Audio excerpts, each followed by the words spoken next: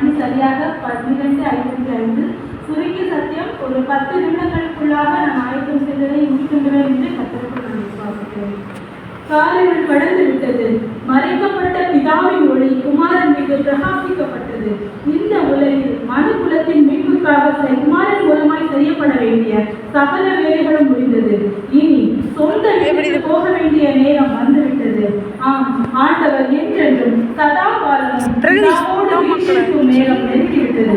சிலுவையின் பாடுகள் முற்று பெறுகின்ற இந்த கடைசி நிமிடம் நாம் இந்த உலகத்தில் வந்து செய்ய வேண்டியவற்றை முழுமையாக செய்து முடித்துவிட்டதை அவர் உணர்கிறார். அதனை முடிந்தது என்ற வார்த்தையின் மூலம் அவர் அதிக நேரம் உயிருடன் இருக்கவில்லை. அவர் உயிர் பிரிகின்ற வேளையில் கடைசியாக ஒரு வார்த்தையை சொல்லி தம் ஜீவனை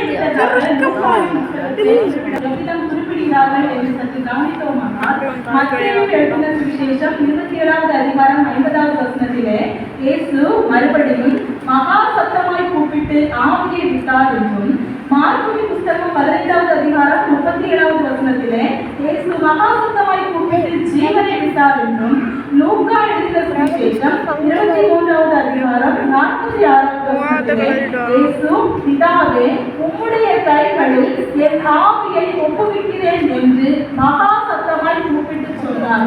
இப்படி சொல்லி ஜீவனை விட்டார் என்று சொல்லி நாம் வாசிக்கிறோம். இந்த 3 சுவிசேஷர்களும் இந்த மகா சத்தம் என்று சொல்கிறார்களே, இந்த மகா சத்தம் என்பது ஒரு வெற்றியின் தோனி. இந்த உலகத்திலே பிறந்து 30 ஆண்டுகள் வளர்ந்து 3.5 ஆண்டு கால ஊழியம், 33.5 ஆண்டு காலங்கள் இயேசு இந்த உலகத்திலே நம்மோடு கூட அவர் வாழ்ந்திருக்கிறார். இந்த மனுக்குலத்தின் மீட்புக்காக அவர் வந்திருக்கிறார். பிதாவே, நீர் என்னை எந்த நோக்கத்திற்காக அனுப்பினீரோ அந்த நோக்கத்தை நான் வெற்றியாய் முடித்து விட்டேன். இப்போது நான் மீண்டும் உமது மடியிலே செல்ல பிள்ளையாய் வந்து அமர்ந்திருக்க போகிறேன் என்ற ஒரு சந்தோஷத்தோடு கூட அவர் மகா சத்தமாய் பிதாவே என்று சொல்லி கூப்பிடுகிறார். ஆனால் நாம் யோவா எழுதின சுவிசேஷத்திலே நாம் கவனிக்கிறோமானால் சற்று வித்தியாசமாக இருக்கும். யோவா எழுதின சுவிசேஷம் 19வது அதிகாரம் 30வது வசனத்தை வாசிக்கும்படி நான் கேட்டுக்கொள்கிறேன்.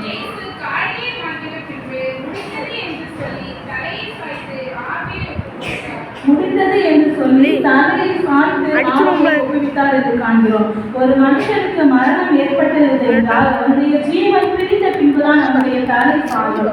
ஆனால் இங்கு இயேசு தன்னுடைய தலையை சாய்த்து தன்னுடைய ஜீவனை கொடுக்கிறார். இதே 4 சுவிசேஷர்களும் இயேசு மரித்து விட்டார், அவர் உயிரிழந்து விட்டார் என்று சொல்லி அவர்கள் ஒருபோதும் சொல்லவில்லை. அதற்கு பதிலாக அவர் ஜீவனை விட்டார், ஆவியை விட்டார், தன்னுடைய ஜீவனை ஒப்புவித்தார், ஆவியை ஒப்புவித்தார் என்று சொல்லி அவர்கள் குறிப்பிடுகிறார்கள். இது அவர் தாமாகவே எந்த தூண்டுதலும் இல்லாமல் தாமாகவே முன்வந்து தன்னுடைய ஜீவனை பிதாவுக்கு ஒப்படைத்ததையே நாம் கருத வேண்டும். இயேசு கிறிஸ்து சிலுவையில் தொங்கிய வண்ணம் சொல்லிய 3 வார்த்தைகள் பிதாவை நோக்கி சொன்ன வார்த்தைகள். முதலாவதாக, பிதாவே இவர்களை மன்னியும் என்று சொல்லி தன்னை துக்கப்படுத்தினவர்களுக்காக, நிந்தித்தவர்களுக்காக அவர் சொன்னார். வருத்தத்தோடு கூட அவர் சொல்கிறார் பிதாவே என்று சொல்லி. இரண்டாவதாக, என் தேவனே நீர் என்னை ஏன் கைவிட்டீர் என்று பாடுகளின் மத்தியிலே யாவத்தின் உச்சகட்டத்திலே அவர் சொல்கிறார். இறுதியாக இந்த வார்த்தையை பிதாவே என்று சொல்லி சத்தமிட்டு மகிழ்ச்சியாய் அழைத்து தன்னுடைய ஜீவனை ஒப்புவிடுகிறார். வருத்தம், வேதனை, மகிழ்ச்சி, இந்த 3 நிலைகளிலுமே அவர் ஒருபோதும் பிதாவுடைய ஐக்கியத்தில் இருந்து விலகவில்லை. அவர் பிதா குமாரன் என்ற ஐக்கியத்தோடனே கூட அவர் உயிர் துறக்கிறார். வாழ்க்கையின் சில பகுதிகளில் இது போன்ற அனுபவங்கள் வருவது ஆண்டவரோடு நான் உறவு கொண்டு அப்பா மகன் என்ற அன்பின் ஐக்கியத்தை அதிகமாக அனுபவிக்கும் வேளைகளும் சில தடுமாற்றங்கள், வேதனைகள், துன்பமாக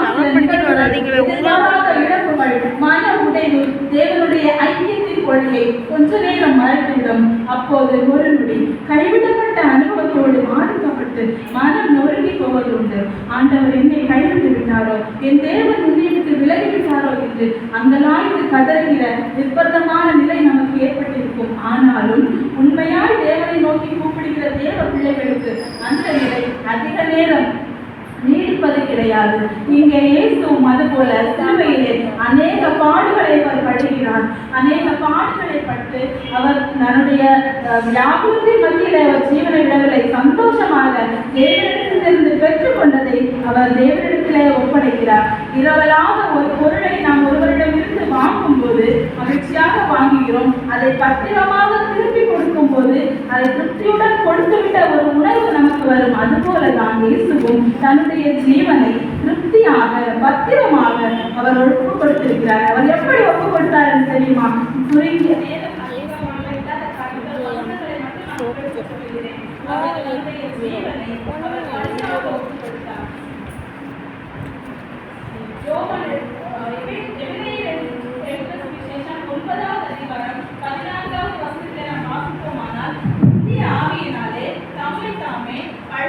பலியாக அவர் தேவனுக்கு ஒப்பு கொடுத்தார் என்று சொல்லி நாம் வாசிக்கிறோம். இரண்டாவதாக அவர் தன்னை பாதுகாப்பாக ஒப்பு கொடுத்தார். யோவான் எழுதின சுவிசேஷம் 10வது அதிகாரம் 17, 18 ஆகிய வசனங்களை வாசிக்க முடியாத நான் என் ஜீவனை மறுபடியும் அடைந்து கொள்ளும்படிக்கு அதை கொடுக்கிறபடி நான் பிதா என்னை அன்பாயிருக்கிறார்.